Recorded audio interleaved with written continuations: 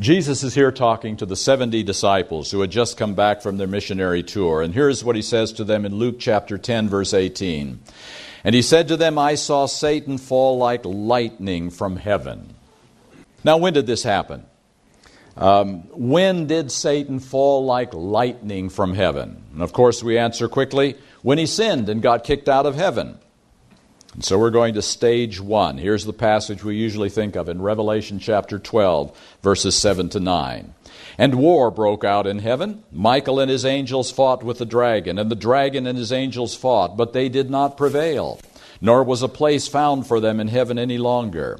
So the great dragon was cast out, that serpent of old called the devil and Satan, who deceives the whole world. He was cast to the earth, and his angels were cast out with him. Now notice, when we make this connection here, we are actually equating two different phrases. Jesus said that Satan fell, but here in Revelation 12, it says that he was cast out. So, is that right?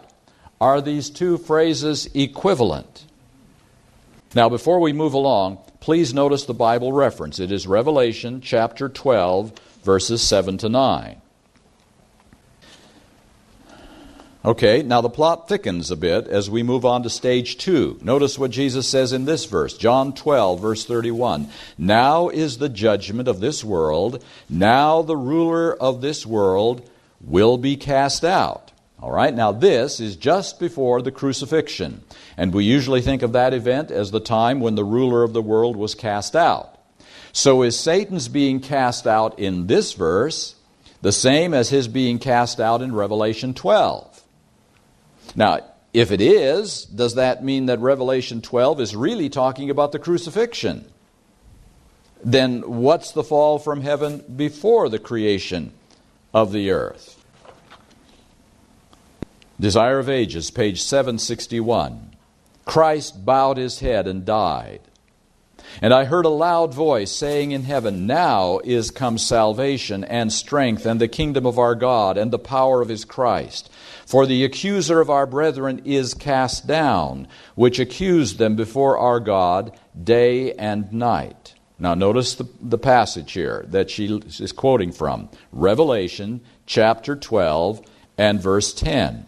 Why is Ellen White quoting that verse when she's talking about the crucifixion?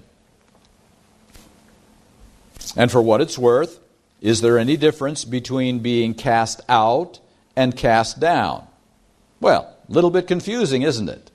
When was he cast out? When was he cast down? Beginning of the whole process? During the middle of it? Maybe it's time to make a little sense out of all of this, and maybe this will help.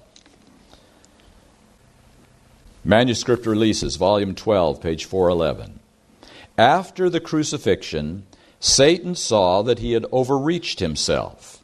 Satan saw that his disguise was torn away, that the character he had tried to fasten on Christ was fastened on himself. It was as if he had the second time fallen from heaven. Now that is clearly at the cross that we're talking about.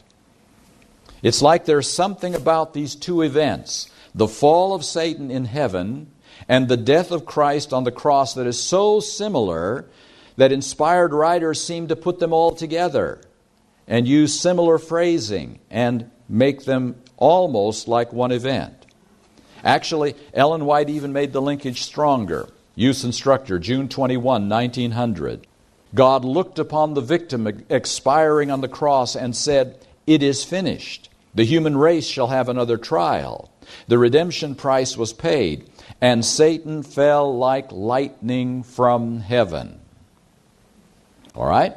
So you have stage 1 and stage 2 in this process. Two distinct falls of Satan that occur here. So let's move to stage 3. Does this look familiar? Revelation chapter 12 again? And yes, it really is stage 3. The accuser of our brethren, who accused them before our God day and night, has been cast down. And they overcame him by the blood of the Lamb and by the word of their testimony, and they did not love their lives to the death. Therefore rejoice, O heavens, and you who dwell in them. Woe to the inhabitants of the earth and the sea, for the devil has come down to you having great wrath, because he knows that he has a short time. Now let's focus on a few particulars right here. The accuser of our brethren has been cast down. Has been cast down. And there is a group of people who have beaten the devil. They overcame him, placing their lives at risk in the process. Their lives were at risk of death in this process. Because they overcame, that's what therefore means here, because they overcame, the heavens and everyone who lives there can rejoice. But these events appear to be bad news for all those who live in the wrong places. Now it says the devil is running out of time, and he's really mad about it. All right. The accuser of our brethren has been cast down. A group of people have beaten the devil, placing their lives at risk in the process. Because they overcame, everyone in heaven rejoices. But everyone on earth or in the sea is in trouble because the devil is running out of time and he's really mad about it. Just step back a little bit here. Look at this list and tell me when this all comes together. How about the end of time? Our time. The period of time in which we are living, in which this is all going to come together. Great Controversy 6:23. Woe to the inhabitants of the earth and of the sea, for the devil is come down unto you having great wrath, because he knoweth that he hath but a short time. Fearful are the scenes which call forth this exclamation from the heavenly voice. The wrath of Satan increases as his time grows short, and his work of deceit and destruction will reach its culmination in the time of trouble. So could it be that this passage in Revelation 12 is really talking about 3 different episodes in Satan's life? We've got the fall of Satan 6,000 years ago. We've got the crucifixion about 2,000 years ago. And we've got the time of trouble sometime in the future. So what's going on? What do these 3 events have in common? Christ's Object Lessons 296. Satan is an accuser of the brethren, and his accusing power is employed against those who work righteousness. The Lord desires through his people to answer Satan's charges by showing the results of obedience to right principles. Now, after we add another couple of pieces to the puzzle, I think the picture will be nice and clear. Acts of the Apostles, page 551. The completeness of Christian character is attained when the impulse to help and bless others springs constantly from within. It is the atmosphere of this love surrounding the soul of the believer that makes him a savor of life unto life. So, answering Satan's charges involves more than pure doctrine, and that's important. But far more important are the lives which God's people live in this final demonstration. All right, now it's time for stage 4, kind of right back where we started. Like the apostles, the 70 had received supernatural endowments as a seal of their mission. When their work was completed, they returned with joy, saying, Lord, even the devils are subject unto us through thy name. Jesus answered, I beheld Satan as lightning fall from heaven. The scenes of the past and the future were presented to the mind of Jesus. Now notice carefully, past and future. He beheld Lucifer as he was first cast out from the heavenly places. Now that one is definitely past. That's stage 1. Lucifer cast out from the heavenly places. He looked forward to the scenes of his own agony, when before all the worlds the character of the deceiver should be unveiled. He heard the cry, it is finished, John 19 verse 30, announcing that the redemption of the lost race was forever made certain, that heaven was made eternally secure against the accusations, the deceptions, the pretensions that Satan would instigate. All right? So then this is the near future when Jesus is speaking. Stage 2, when Jesus will culminate his work on the cross. Beyond the cross of Calvary, with its agony and shame, Jesus looked forward to the great final day when the prince of the power of the air will meet his destruction in the earth so long marred by his rebellion. Jesus beheld the work of evil forever ended and the peace of God filling heaven and earth. So now we've jumped to stage 4. The final destruction of sin and Satan, his last fall from heaven, which is obviously still future.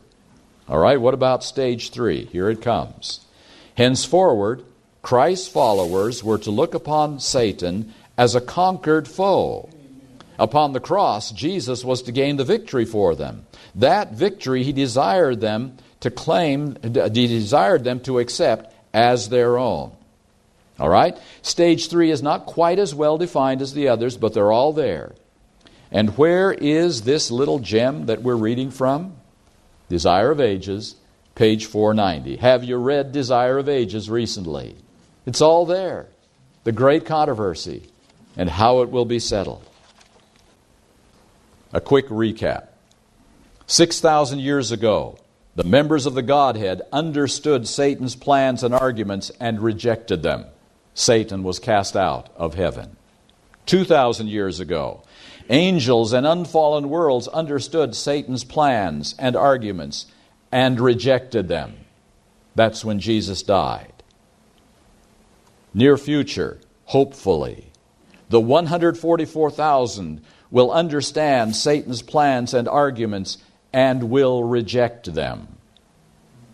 And then 1,000 years later, the wicked will understand Satan's plans and arguments and will reject them.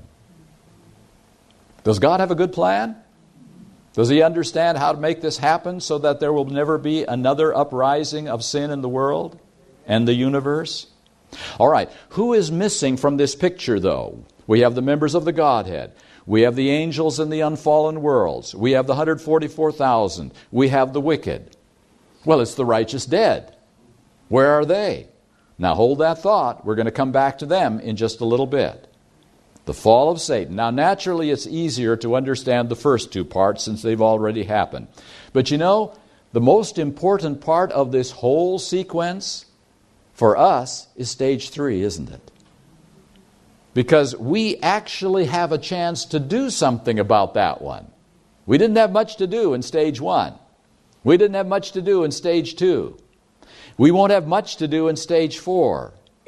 But stage 3, at the very least, we should be working on that. All right? So let's focus on the last two parts right now, stages 3 and 4. Let's start with some basic points. Matthew 24:14, a very familiar verse. And this gospel of the kingdom will be preached in all the world as a witness to all the nations, and then the end shall come. Everybody knows that. But I'd like to ask if there is a reason for that order of events that we've been talking about. It's a common assumption that the gospel must go to the world before the end can come. Now, as we work our way through this, we'll find that that assumption is correct. But why? Why does the gospel have to go to the world? Here's a hint. It isn't so that everyone has a chance to be saved. Billions of people have already died without hearing the gospel. And since Zechariah and Paul talk about the unenlightened heathen who will be saved, it looks like God has a way of dealing with that problem.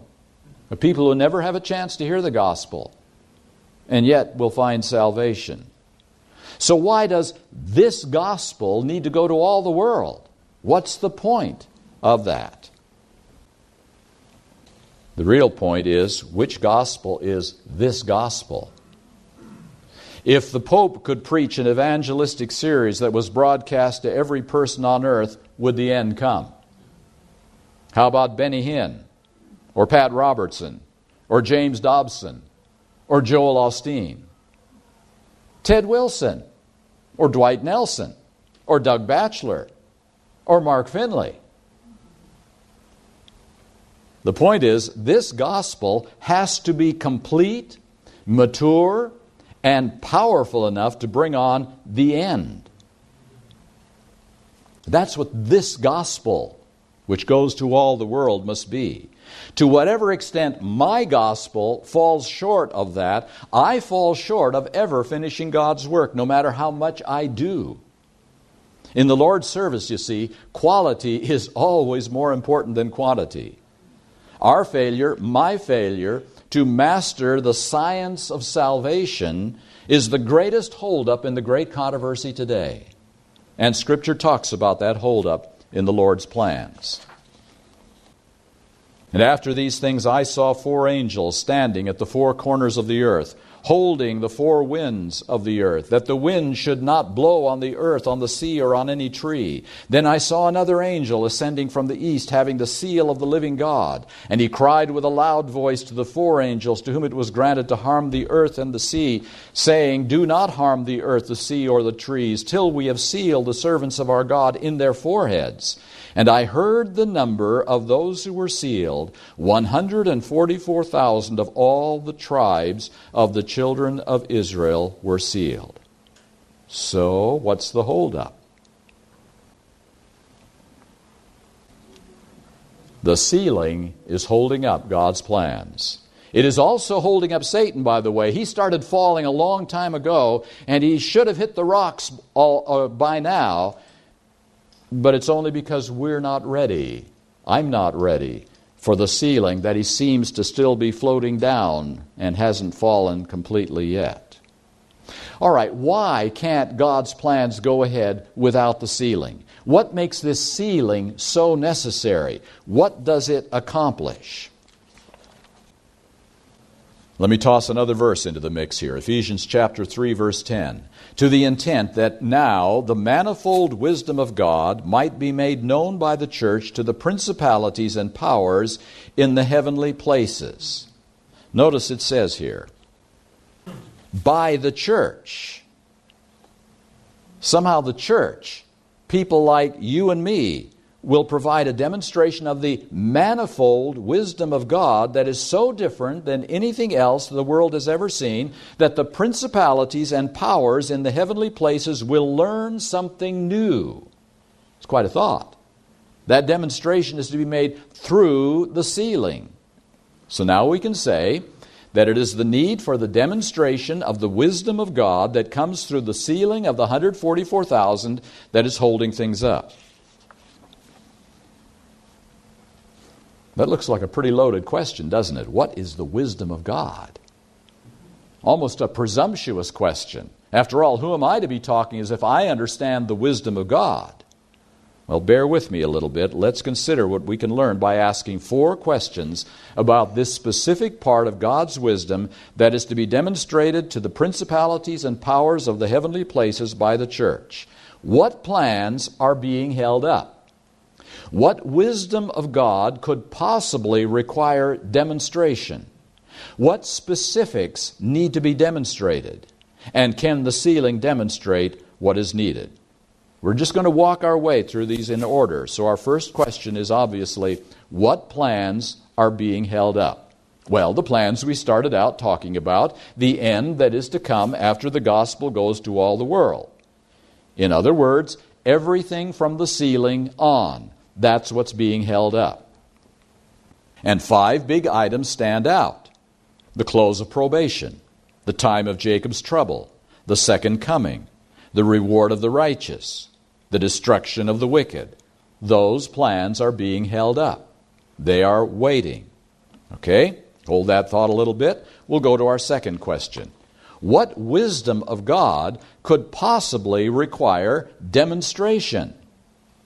Now remember, this is for the benefit of the principalities and the powers in the heavenly places. Now that's a loyal audience. Don't they trust Him? Reward of the righteous, destruction of the wicked. Now, not coincidentally, these last 2 items on the list we just looked at previously come to mind again, and for good reason. Satan has been complaining about God's plans on these 2 issues for several thousand years. And the unfallen inhabitants of the heavenly places have a stake here as well. Remember, sin began in heaven. Lucifer was once their friend. Angels have good reason to make sure that God's plans, number 1, don't endanger heaven. And number two, that he doesn't execute the wicked needlessly. There are questions that need to be answered. Remember our third question now. What specifics need to be demonstrated? Suppose a teacher gave a math test and everyone flunked. Suppose the teacher announced later that 7 students would get passing grades anyway. You'd want to know what made those students different, wouldn't you? And the teacher said, it's because they have blue eyes. Would you think that was fair? Especially if you didn't have blue eyes. The problem is that blue eyes have nothing to do with math tests. Just not a good reason. Well, what would be a good reason that they could pass? Well, maybe if the class studied the lesson again and then took another test. If the 7 students showed that they had learned how to do the math, that would make more sense. Okay, we've solved our problem, haven't we? Well, I just changed the screen, but it's no different, is it? Does the second test guarantee that they'll never again mess up another math question? So does it sound like a good idea to take people to heaven who have failed and got a second chance and got it right?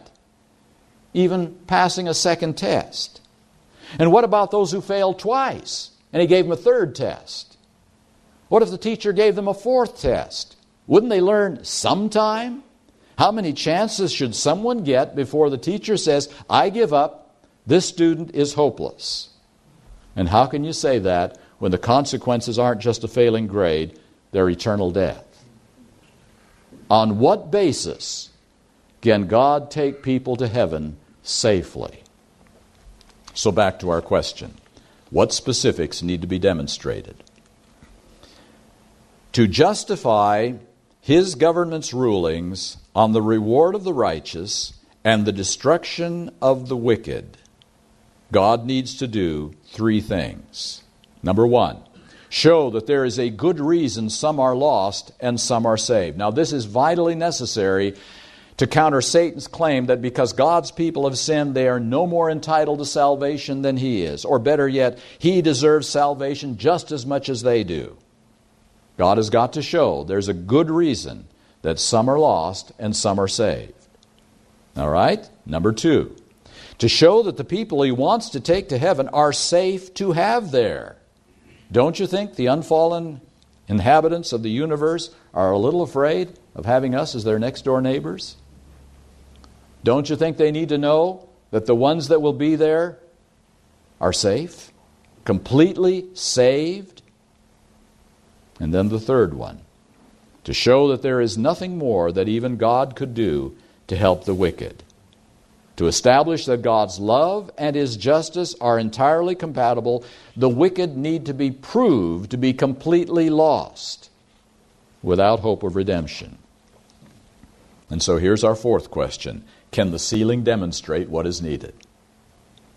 It's probably no surprise to find that I believe it can. So let's get started by looking at some basic information. The seal of God, Revelation 7 and 9, is contrasted with the mark of the beast in Revelation 13. A seal is an official sign of authority. It gives the essential information, usually the name, title, and jurisdiction of the individual, organization, or government it represents.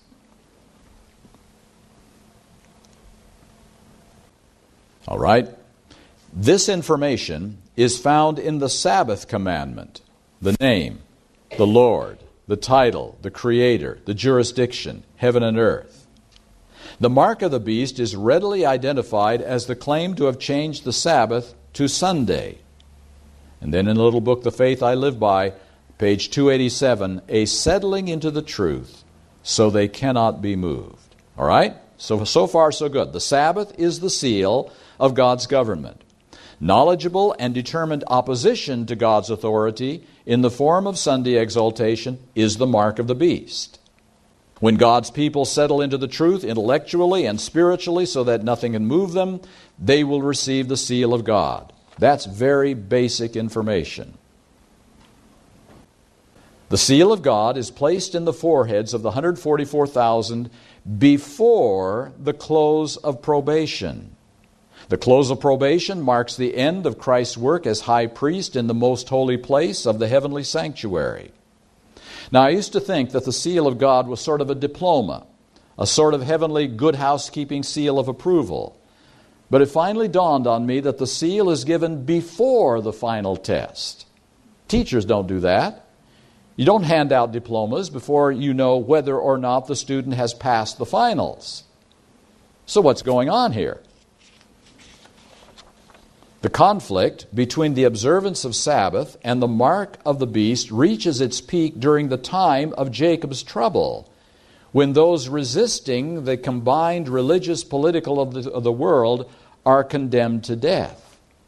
And that occurs after the close of probation. All right, how did Jacob get into this trouble? Jeremiah chapter 30, verses 5 to 7. For thus says the Lord, we have heard a voice of trembling, of fear, and not of peace. Ask now and see whether a man is ever in labor with child. So why do I see every man with his hands on his loins like a woman in labor, and all faces turned pale? Alas, for that day is great, so that none is like it. And it is the time of Jacob's trouble, but he shall be saved out of it. Now, a passing note, when the words labor and travail are spoken of in prophecy, they always have some application to this time that we're living in. Jeremiah is the one who put Jacob's name on this occasion, but he is clearly referring to the story of Jacob's night of wrestling by the river Jabbok, which comes from Genesis 32. Remember the story? Jacob is returning home after his 20-year absence when he gets word that his brother Esau is coming with 400 armed men. Not a good sign. Realizing his only hope is God, he spends the night praying, and at midnight someone attacks him. Genesis 32, 24 to 30. Then Jacob was left alone, and a man wrestled with him until the breaking of day. Now when he saw that he did not prevail against him, he touched the socket of his hip, and the socket of Jacob's hip was out of joint as he wrestled with him. But he said, let me go, for the day breaks. But he said, I will not let you go unless you bless me. And he said, you have struggled with God and with men, and have prevailed. Now notice, the one he has been praying to is the same one he has been fighting. What does he believe? That God loves him and wishes him well, or that God hates him and wants him dead? It's faith versus sight, and feeling, and hearing, and smelling, and the taste of blood. Which is stronger? This is the basic test of the time of Jacob's trouble. Now, Jacob is not the only illustration of this. Other stories add insights. We have only time to look at a couple of them quickly. Under extraordinarily difficult circumstances, when to Job it seemed that God was out to kill him, still he maintained his trust and loyalty. Job 13, verse 15, though he slay me, yet will I trust him. An interesting side note is that this whole test was Satan's idea, and God went along with it. Lest anyone think it was an insignificant event, remember, it cost the lives of about 100 people to set up this test for Jacob. The ones that we read about in the first chapter of Job. But the ultimate example is Jesus in Mark 15, verse 34. And at the 9th hour, Jesus cried out with a loud voice, saying, Eloi, Eloi, lama sabachthani, which is translated, my God, why have you forsaken me? What makes this test special? Millions have died for their faith. What's the difference here? This is not the normal test of martyrdom, because at this time, with no high priest to intercede in the heavenly sanctuary, the 144,000 feel no sense of God's abiding presence. Every sensory input tells them that God is their enemy. Signs of the Times, November 27, 1879. Those who live in these last days must pass through an experience similar to that of Jacob. Foes will be all around them, ready to condemn and destroy. Alarm and despair will seize them, for it appears to them as to Jacob in his distress that God himself has become an avenging enemy. Now notice, after making every sacrifice imaginable to remain true to God's government, facing imminent death because they refused to disobey His commandment, with no possible hope in anything but God, that's when God seems more like an enemy than a helper after the close of probation. Do they still trust Him? Why such a test? Because it has to be the absolute most difficult test of faith ever possible under any circumstances. Nothing less can show that they trust God so much that they will do His will even when it doesn't make sense to them. Nothing less can show that they are saved enough to be safe in heaven for the universe to trust them. Before we go on with our line of thought, I can't resist taking just a moment to show how Ellen White describes the outcome of this test. Signs of the Times, November 27, 1879. Dangers thicken on every side, and it is difficult to fix the eye of faith upon the promises amidst the certain evidences of immediate destruction. But in the midst of revelry and violence, there falls upon the ear peal upon peal of the loudest thunder. God utters His voice from His holy habitation. The captivity of His people is turned. With sweet and subdued voices they say to another, God is our friend. That's the issue, isn't it? Is He against us or is He with us? Isn't it great that the hardest test that has ever come to a group of human beings can be passed by any child who's learned, Jesus loves me, this I know. All right, back on our main track again. What does this test show? By placing His seal on the 144,000 before this most difficult of all tests, God provides convincing evidence that He can correctly identify those who are safe to let into heaven. The seal, my friends, is not a diploma. It's a demonstration of God's wisdom that helps His loyal subjects feel more comfortable with people like you and me coming to live as their next door neighbors. But it does more. Because everyone on earth at this time is familiar with this gospel, meaning the true gospel. And only those who have faith pass this test, and all those who have faith pass the test. This test shows that faith is necessary for salvation, and faith plus a knowledge of this gospel is sufficient for complete obedience. This is why the gospel has to go to all the world.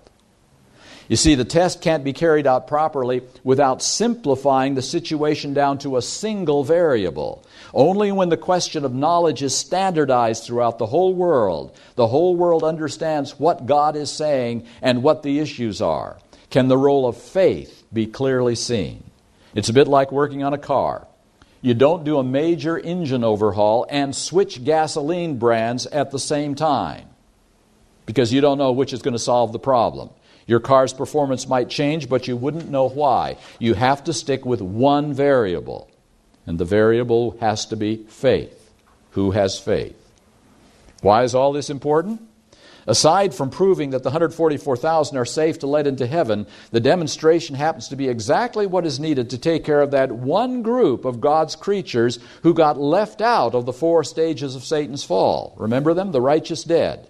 Here is Martin Luther. He didn't keep the Sabbath. He was all confused on infant baptism. He lived on roast beef, sauerkraut, and beer. He was not the most patient of individuals, but he had faith.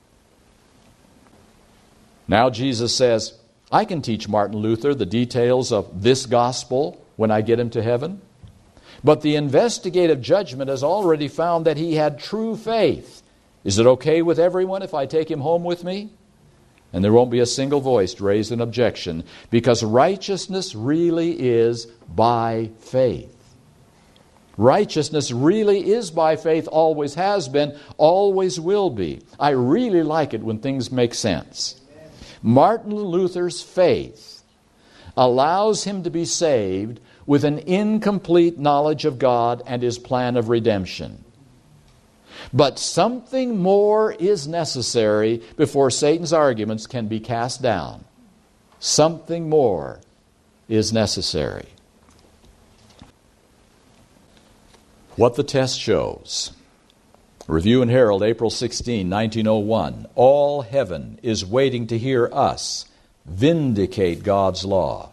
Testimonies, Volume 5, 746. If there ever was a people in need of constantly increasing light from heaven, it is the people that in this time of peril God has called to vindicate His character before the world. Ye shall receive power, 338. The honor of the law of God is to be vindicated before the unfallen worlds, before the heavenly universe, and before the fallen world. The final test, you see, is not about my salvation. It's about whether God's law and His character and His plan will be vindicated. It is really God who is being examined here. Is God's way really a foolproof way to preserve the universe? That's the question. Notice also the future direction of these statements. This is not about stage 2 and what happened at the cross. This is about us and the people who live at the end of time. Notice also that this vindication demands increasing light from heaven, because God can only be vindicated by pure truth, never by honest untruths about His law and His character. Martin Luther lived in a time of limited light and thus could not vindicate God, because he was telling honest untruths about the character of God. But Martin Luther's faith was sufficient to save him, but insufficient for the final vindication of God and the defeat of Satan.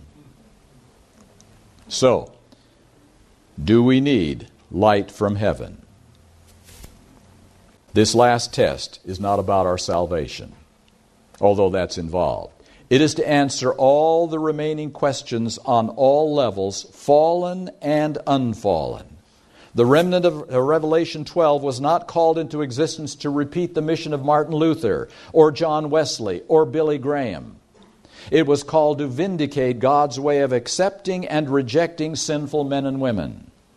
Is God's way fair to all men, and will it protect the universe from repeating the whole sorry mess? So what the test shows? God is fair in saving people with limited light on the basis of their faith. The sealed final generation shows that true faith will lead to obedience to complete light when it is available. Therefore, those who died with limited light will not jeopardize the safety of the universe, because their genuine faith will always respond in obedience to new light when they hear it. The ultimate mission of the last prophetic church is not to be saved, my friends, or even to lead others to salvation, although both of these goals will be accomplished by them. But the goal and the purpose is to annihilate Satan's last remaining arguments against God about His character, His law, and His method of saving sinners. We are here as God's final piece of evidence necessary to end the experiment of sin and preserve the universe from any similar experiments in the future. But we're not quite done. Fast forward 1,000 years. After a thorough examination of the books of record to answer every question about why this one or that one is not among the redeemed, the time has come to finish sin and sinners forever. You know the story. Jesus descends on the Mount of Olives. The earth splits to create a great plain. The New Jerusalem comes to rest. Soon the wicked are raised to life. And after a period of unknown duration during which they prepare their weapons and organize their forces, they are finally ready to attack the city. At last the order to advance is given, and the countless host moves on. An army such as was never summoned by earthly conquerors, such as the combined forces of all ages since war began on earth could never equal. Satan, the mightiest of warriors, leads the van, and his angels unite their forces for this final struggle. Kings and warriors are in his train, and multitudes follow in vast companies, each under its appointed leader. With military precision, the serried ranks advance over the earth's broken and uneven surface to the city of God. By command of Jesus, the gates of the New Jerusalem are closed, and the armies of Satan surround the city and make ready for the onset. You recognize that from the Great Controversy, page 664. Now, up to this point, I don't know of any means by which God has shown the universe that it's absolutely impossible to reclaim those who have rejected faith. Well, what about the little old lady down the street who grew pretty roses and gave cookies to the neighborhood children but never accepted Christ? Yes, the book of records shows a lot, but isn't there some way to reach her? A second test, a third test, a fourth test, one more chance? Wouldn't you ask during the millennium? Wouldn't you care? Would Jesus, the one who is the same yesterday and today and forever, the one who said, "Whoever comes to me, I will by no means cast out," the one who has no pleasure in the death of the wicked, would Jesus let a repentant and trusting sinner in? So, one more thing needs to be revealed. As soon as the books of record are opened, and the eye of Jesus looks upon the wicked, they are conscious of every sin which they have ever committed. They see just where their feet diverged from the path of purity and holiness, just how far pride and rebellion have carried them in the violation of the law of God. The seductive temptations which they have encouraged by indulgence in sin, the blessings perverted, the messengers of God despised, the warnings rejected, the waves of mercy beaten back by the stubborn, unrepentant heart, all appear as if written in letters of fire. Above the throne is revealed the cross, and like a panoramic view appear the scenes of Adam's temptation and fall, and the successive steps in the great plan of redemption. From Great Controversy, page 666. This panorama, this visual demonstration in the sky in which every individual will see what God did to save him or her and what they did to reject His love. It is now evident to all that the wages of sin is not noble independence and eternal life, but slavery, ruin, and death. All see that their exclusion from heaven is just. Those who have united with Satan see the total failure of his cause. Satan sees that his voluntary rebellion has unfitted him for heaven. His accusations against the mercy and justice of God are now silenced. And now Satan bows down and confesses the justice of his sentence. Every question of truth and error in the long-standing controversy has now been made plain. God's wisdom, His justice, and His goodness stand fully vindicated. Pages 668 to 670. You see, in all that multitude outside the city, not one can be found who has faith in God's love. As the faithful 144,000 pass the hardest of all tests and show the power of faith, so the faithless wicked fail the test and show their total depravity. And finally, the entire unfallen universe knows there is nothing more that even God Himself could have done to save them. More time will not help. Miracles will not help. Additional demonstrations of love and patience will not help. Great Controversy, page 671, says, notwithstanding that Satan has been constrained to acknowledge God's justice and to bow to the supremacy of Christ, his character remains unchanged. The spirit of rebellion, like a mighty torrent, again bursts forth. He rushes into the midst of his subjects and endeavors to inspire them with his own fury and arouse them to instant battle. But of all the countless millions whom he has allured into rebellion, there are none now to acknowledge his supremacy. His power is at an end. And with this evidence before them, the Bible says that every knee shall bow and every tongue confess the justice and the righteousness of God. Now finally, all that must be demonstrated has been shown, and it is time to end the conflict. The choice is ours, my friends. Isaiah 45:22-24, look to me and be saved, all you ends of the earth. For I am God and there is none other. I have sworn by myself. The word has gone out of my mouth in righteousness and shall not return, that to me every knee shall bow, every tongue shall take an oath. He shall say, surely in the Lord I have righteousness and strength. To him men shall come, and all shall be ashamed who are incensed against him. That's what has to be demonstrated. That text has to be fully demonstrated before the great plan can come to an end. God has told us what to expect. It shouldn't be a mystery to anyone who reads the Bible. We are here as the final piece in the great puzzle called the Great Controversy between Christ and Satan. Who is doing it right? Who can you trust? Who do you believe? Is God really handling it right? That's our purpose. That's our mission. Nothing else is really relevant except that. And the only question left for us is a simple question. Do we have faith enough to obey? Do we have faith that will lead to total obedience? Do we trust God without questioning, even when we don't understand, even when it seems like He's no longer on our side, and it's all over for us? Will we be on the inside of that city, my friends? That's all that matters. On the inside, not on the outside. Let us kneel as we close this. Father in heaven, this has been a very long and agonizing process. From the first day that Satan was cast out of heaven to the time when Jesus died on the cross, and now we've come 6,000 years down in human history. Lord, you have placed us here on this earth with the most important part yet to be demonstrated of how this can all end. Father, may we understand.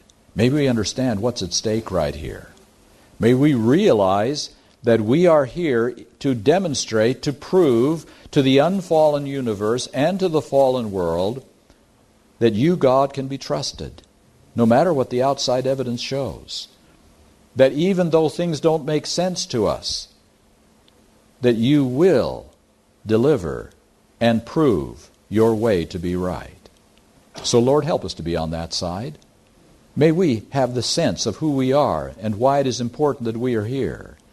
May we participate in this final vindication of your name, without which there can be no end to the plan that Satan has devised.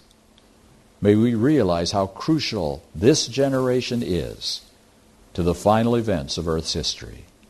And may there be nothing more important to us than receiving the seal of God as your promise that this is a people safe to take into heaven. And I pray this because Jesus has promised it, and we have faith that his promises come true. In his name, amen.